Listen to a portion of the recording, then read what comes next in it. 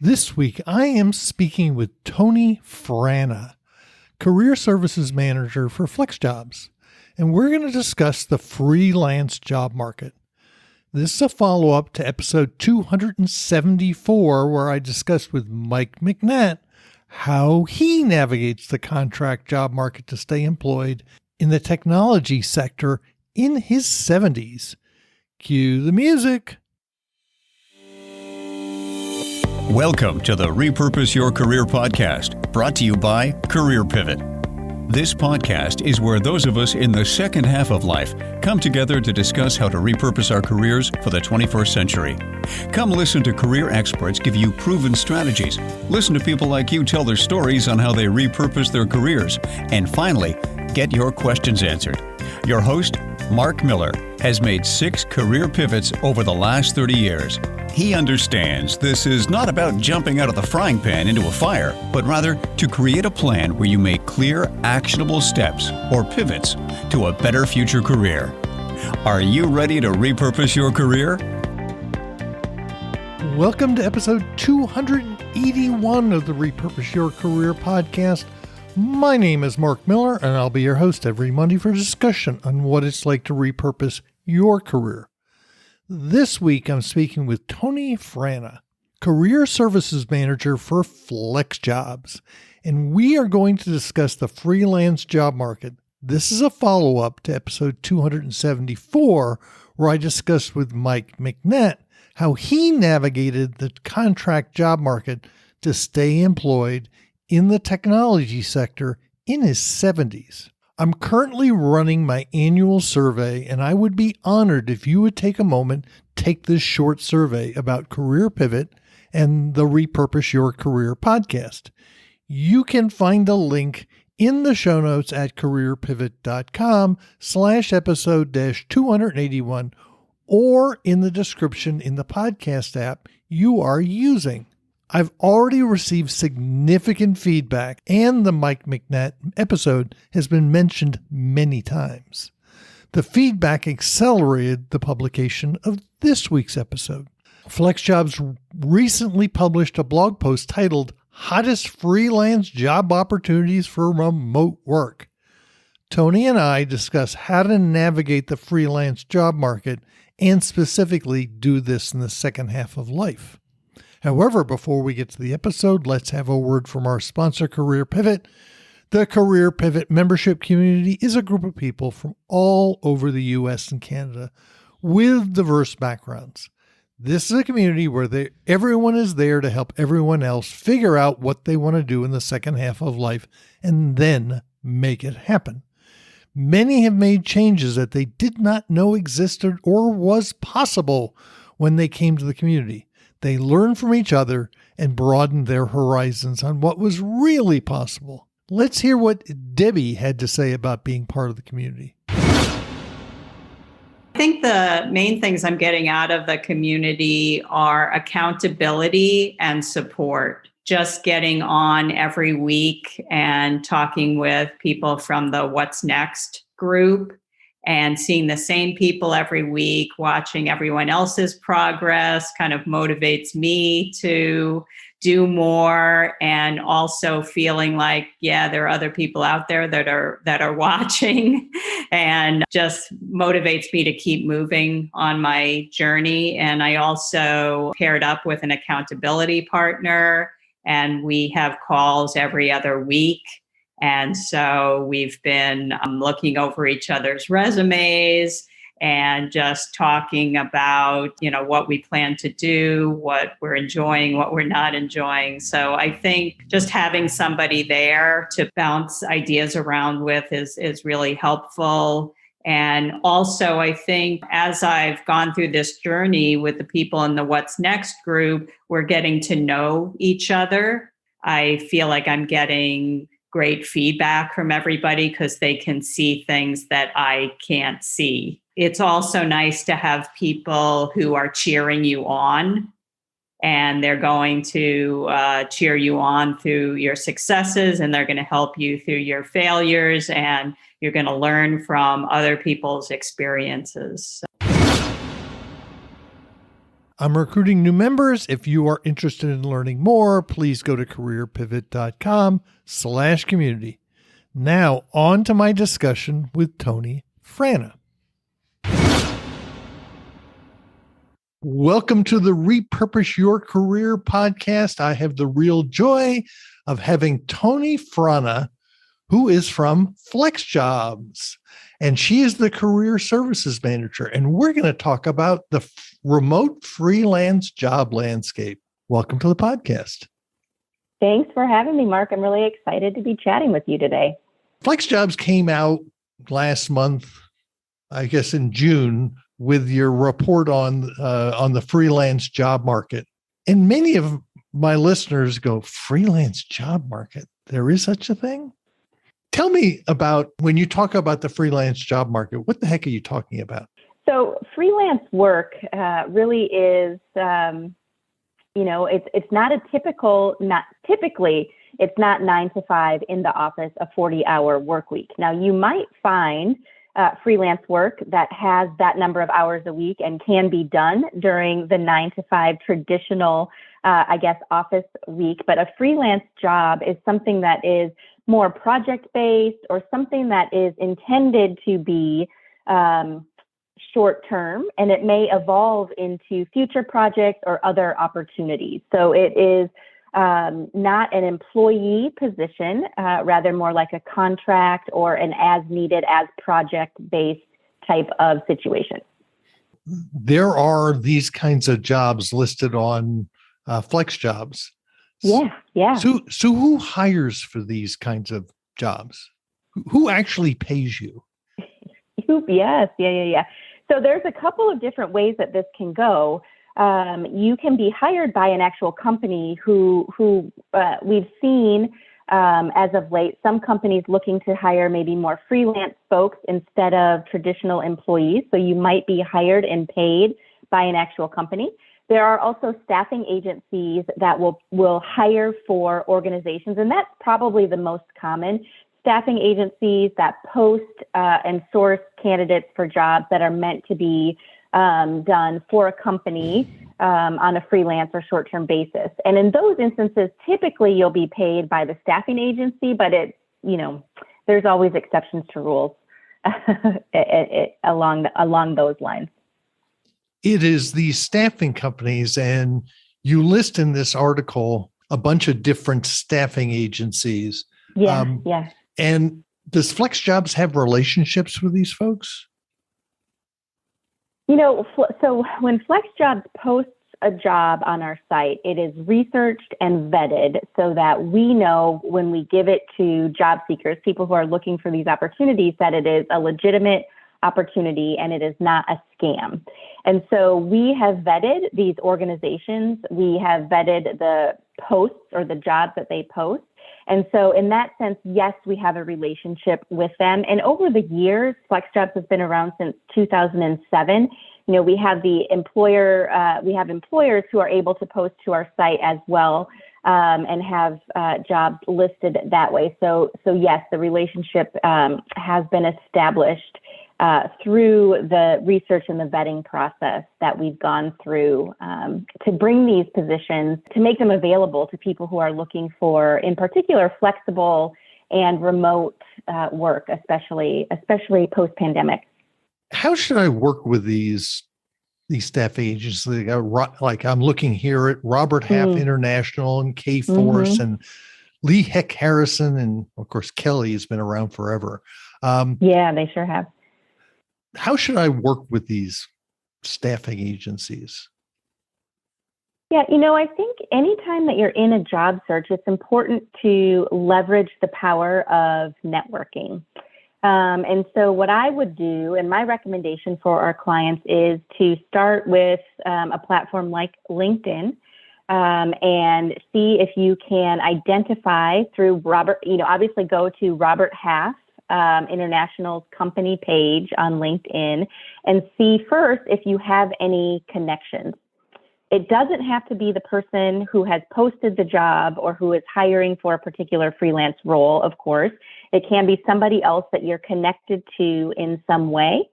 And I would start there. If you find a connection, reach out to that person and see if they might have a few minutes to talk to you about, what it's like to be hired by Robert Half International. If there are any tricks or tips in terms of applying for a freelance role at the organization. Usually you'll have to go through the company website and submit your application, and that's totally fine. But having a dialogue with somebody who is on the inside can be really helpful and informative to help you make forward progress in your search with these organizations. There's usually multiple opportunities at staffing agencies that you might find would be a good fit. And so navigating all of that with somebody that you might know or can connect with can be helpful.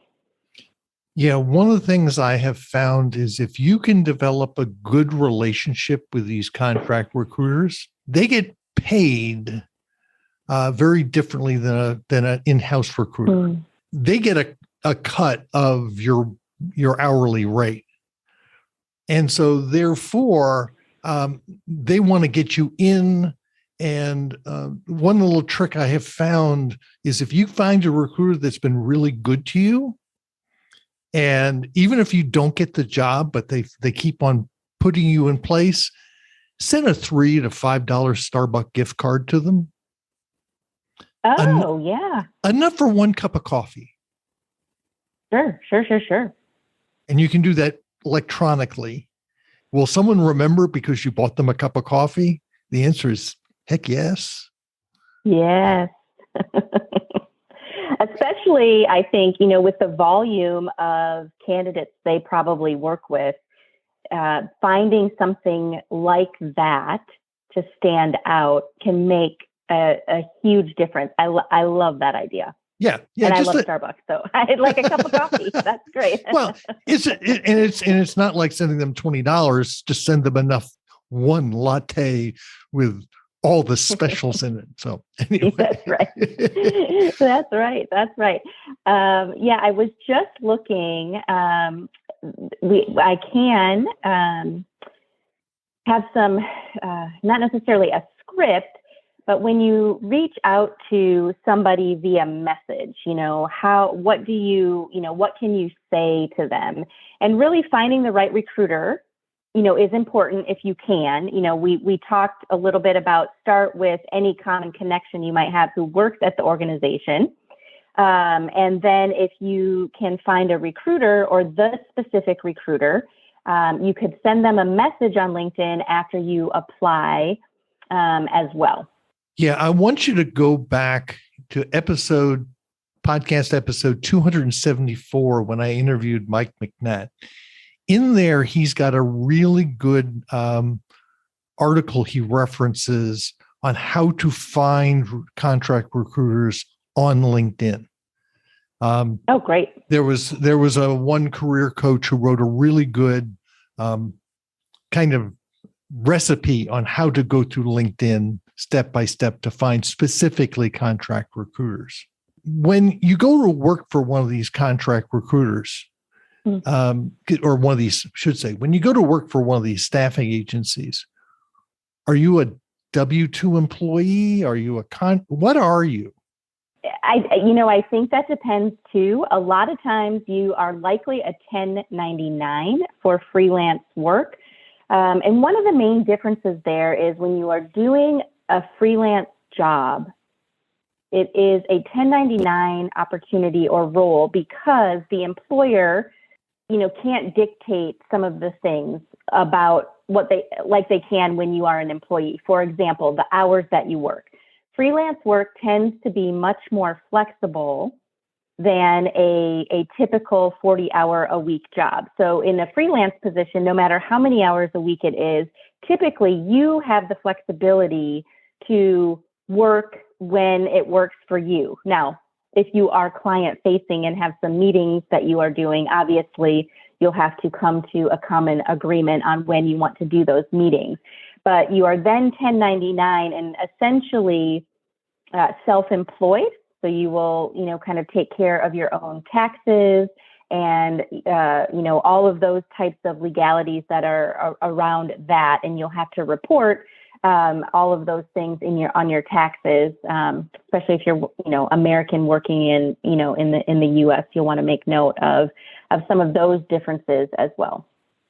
And for anyone, I'm doing a webinar for Flexjobs on being a digital nomad, and where you pay your taxes when you're a remote worker, it gets interesting.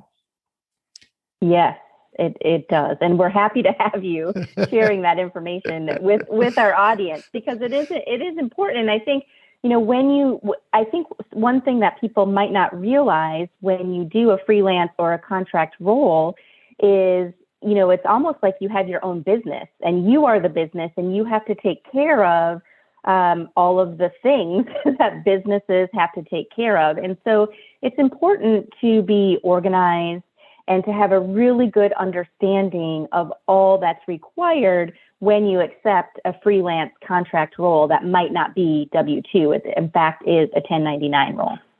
So where do you see this going in the second half of 2022? We live in weird times.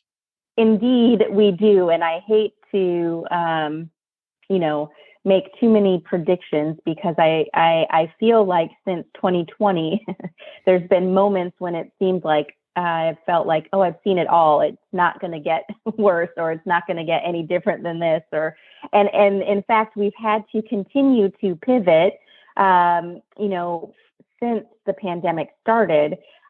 I think what we're going to see are continued opportunities for this type of work, freelance and gig opportunity. In fact, and I don't have the exact numbers, but I think during a downturn, and if that's in fact what's going to happen in the fall, you hear the word recession thrown around a lot. Sometimes part-time freelance opportunities stay strong in the job market because it gives people an opportunity to work and be quote unquote employed, having some flexibility, but it also gives organizations a little bit of flexibility as well with freelance work. So I would expect, or suspect rather, that these opportunities aren't going to go away. I also think that as we go into the second half of the year, just like with any job search, you still have to be proactive and set yourself up for success. If you are trying to freelance and you want to do contract work, you want to position yourself as an expert in your area of expertise where you're looking to get hired, and don't be shy about it. So we're talking about networking on LinkedIn, but you also can continue to expand your reach by the posts, by writing articles, by commenting or sharing other experts' articles as well. And so there's kind of a holistic approach that I think will be important to continue to take as we go into the second half of the year, or as we continue in the second half of the year for job seekers looking for full-time or freelance work. Yeah, my prognostication is the fact that I'm right now looking at layoffs.fyi, which is where I track layoffs, and particularly in the tech industry, they're starting to dribble layoffs out. But I think a lot of companies have learned that they just can't afford to lay people off right now because they've struggled trying to find people. Yeah. But they're going to cut open recs and for permanent positions. And I suspect they're going to hire a lot of contract. Yeah. Yep. Because as Mike McNatt said in the podcast episode I did with him, is when you're contract, they can let you go tomorrow, which you have to be prepared for. But nonetheless, it's whenever there is uncertainty in the economy, companies quit hiring full-time employees. They tend to if they need something done, they'll hire a contract. Right. Yep. Mm-hmm.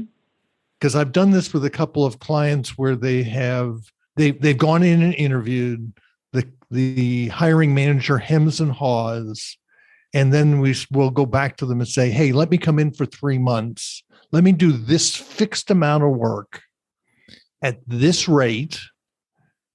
And they'll almost always come back and say, okay, they can put a financial box around it.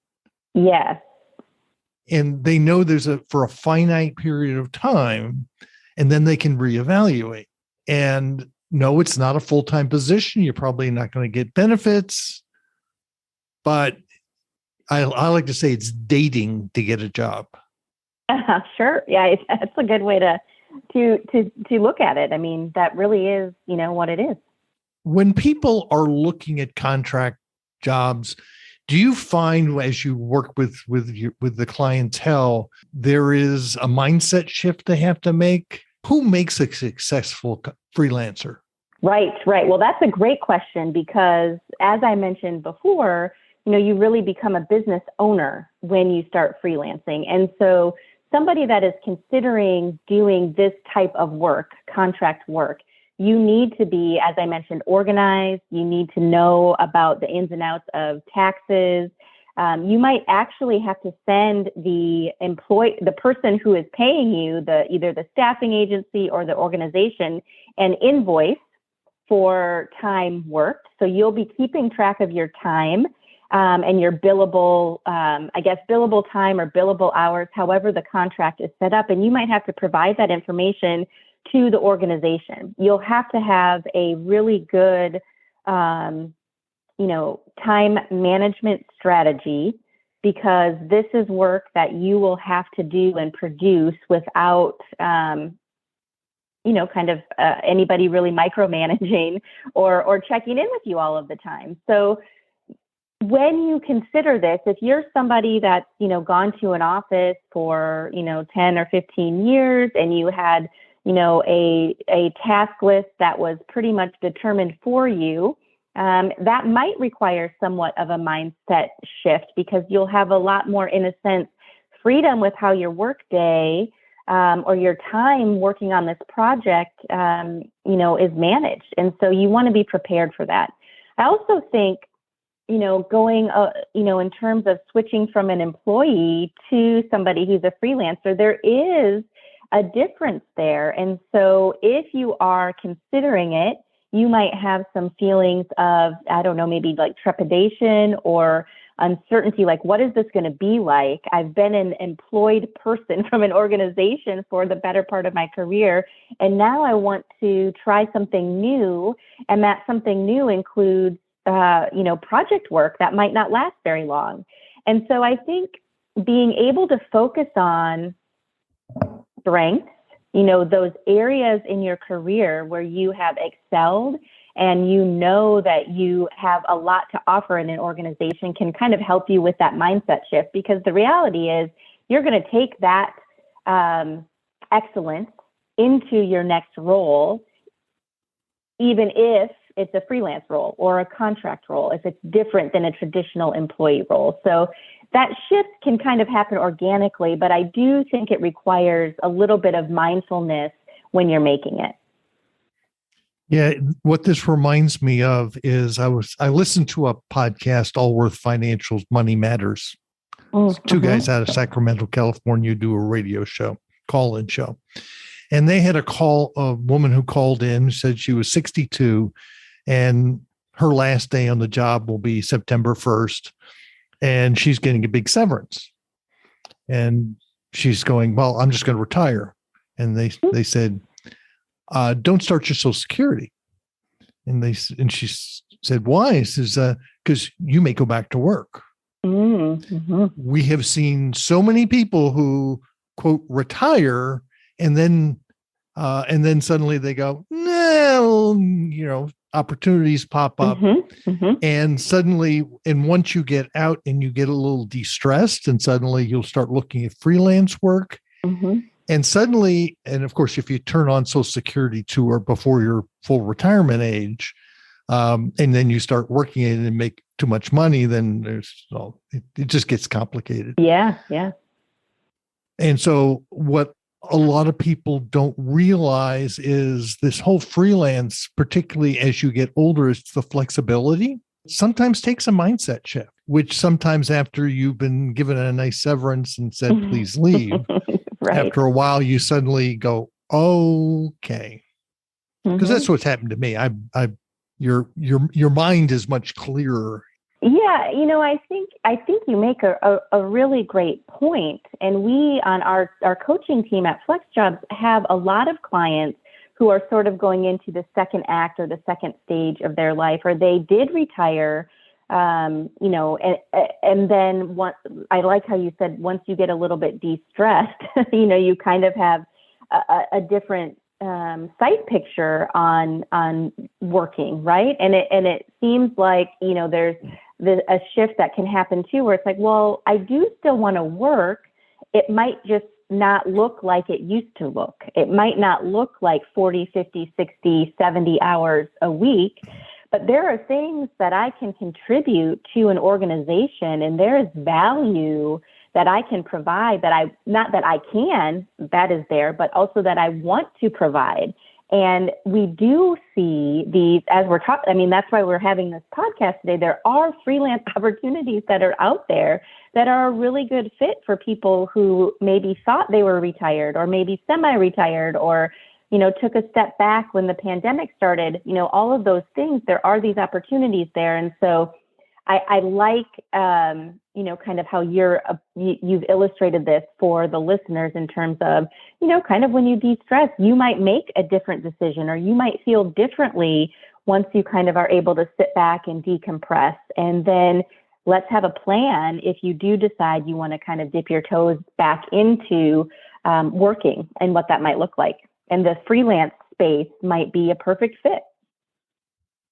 So if I get on the Flexjobs site and I want to look for freelance jobs, how do if I want specifically, I want to find freelance work? Yeah. So just like with, if you wanted to find remote work, we have various filters set up. So you could type in, if you were a marketing person, you could type in marketing and your location, but also make sure that you select the filter of freelance or temporary work. And what the site will do, Flexjobs will filter out any jobs that are full-time, that require, that are, I guess, essentially employee positions, and give you a list that is all freelance or project-based work based on your search criteria. And obviously you run a coaching program. Yeah. Mm-hmm. So why don't you tell us about that?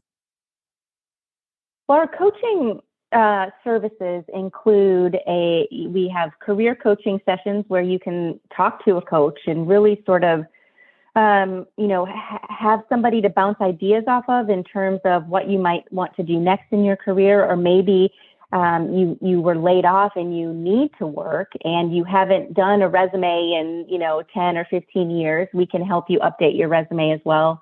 We have a resume review service. We also, if you're thinking about doing something that's freelance after being an employee for a while, we talk with clients as well about career change and how to go through that process. And sometimes I think, Mark, it's really nice, and you probably see this with your clients too, it's really helpful to have somebody to verbalize, some of what you're going through or some of your concerns, or have somebody to ask questions to that has a good sense of all the resources that are out there and available, and we can share those with our clients. And so we work with clients going through all of those things, and we also do mock interviews if somebody needs to practice interviewing. So our team is ready to help people work through whatever transition they're going through in their career, whether it's finding a job because they lost it, going through a career change, or at a later stage in their career and just still looking to be engaged and contributing to a company as an employee or a freelancer. Is there anything else you want to tell us about? I think this is great information that you're getting out there. We started when we started talking today. I'll give a little a peek to or insight into for your listeners. Maybe we talked about as an older worker, you bring a lot of value and wisdom and perspective to an organization that you contribute to, whether it's in a freelance capacity or as an employee. And there is so much value in that for organizations when you are a person who is seeking opportunities. I think that it's important not to be discouraged in the process, because it can take some time. But I always encourage our clients to really think about, what is it that has made you successful, and keep an eye on the prize in terms of what your why is and why you're looking for a job and what it is that you're looking for. And really having that mindset on, this is what I can offer an organization, will help keep the motivation and the energy there as you look for whatever opportunity you're seeking. Toni, if someone wanted to reach out and connect with you or connect with Flexjobs, how might they do that? They can, they could connect with me on LinkedIn. I don't know if you share that with your listeners, that would be fine. Or they can. I will put a link to your LinkedIn profile. Yeah, that's fine. And they can also just on the Flexjobs website, there's information for client services, and our coaching is all on the website, and you just click on it and you'll be directed right to us. So that's flexjobs.com. And I'll put a link to the coaching services in the show notes. Great, thanks. So, Toni, thank you very much for being on the Repurpose Your Career podcast. My pleasure. Thanks so much, Mark. I hope you found that valuable, and make sure to check out the Flexjobs website, to which you will find a link in the show notes. And make sure to take this year's Career Pivot and Repurpose Your Career podcast survey. I will be keeping the survey open until Labor Day of 2022. Take a moment, go to careerpivot.com, sign up for the weekly Career Pivot Insights newsletter, which is sent out every Sunday. You will get a weekly update on this podcast, white papers, and new blog posts. I just published my latest white paper, Ageism, the Last Acceptable Bias. If you are subscribed to the newsletter, you have already had the opportunity to download it. While there, do not forget to check out the Career Pivot community, which can be found at careerpivot.com/community. Feel free to connect with me on LinkedIn. Look for Career Pivot on Facebook and LinkedIn. You'll also find me on Twitter at Career Pivot. Thank you for listening all the way to the end of the Repurpose Your Career podcast. You will find all the show notes at careerpivot.com/episode-281. You can also subscribe to the podcast on Apple Podcasts, Stitcher, Google Podcasts, Podbeam, Overcast, Spotify, Pandora, Amazon Music, and lots of other places where podcasts can be found. In fact, this podcast can be found on the Repurpose Your Career podcast channel on YouTube. Hope to see you next Monday for another episode of Repurpose Your Career podcast.